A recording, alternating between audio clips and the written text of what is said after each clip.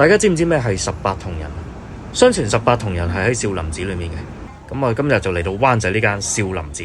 雖然叫少林寺啦，但係其實係一間咖啡嚟嘅。嘢食方面都係食西式嘢嘅，不過全部都有個好勁嘅中文名咯，幾用心去改中文名嘅一個餐牌咯。除咗散叫之外咧，都有啲午餐嘅。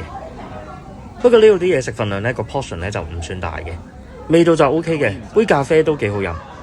不過其實講翻咧，意大利麵咧喺意大利嘅正餐嚟講咧，其實佢唔係主菜嚟嘅，即係個正宗嘅意大利晚餐咧，意粉唔係主菜嚟嘅。食完意粉咧，再會食主菜嘅，所以喺意大利餐食嗰啲意粉咧，都唔會話太大碟嘅。咁啊，純粹一個小知識嘅分享啦。咁啊，講翻呢一餐先。呢個叫堅魚追蟹劍嘅意粉咧，其實係忌廉蟹肉意粉，表面再加咗啲木魚碎同埋啲蟹子咯，係有啲日式嘅味道嘅。咁另外個意粉都嚟埋啦，就係綠色呢一個。咁佢亦都有個好勁嘅名叫做草上飛。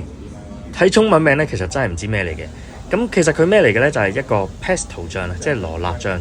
咁就煮咗個意粉，面頭仲有隻啡菇喺度。我自己好中意食 pesto 嘅，我自己都成日整嘅。羅勒嘅味本身好清新嘅，但係因為有芝士有剩咧，會變咗一個好濃郁嘅清新味道咯。呢度仲加咗啲番茄粒落去，就俾咗少少酸味呢個意粉。但係我反而唔想佢加番茄咯，我中意淨 pesto 嘅味多啲。佢個 pesto 醬係打得幾好味嘅。咁最後尾呢杯咖啡都唔差嘅，整體味道都 OK 嘅。咁啊，加油啦，少林寺！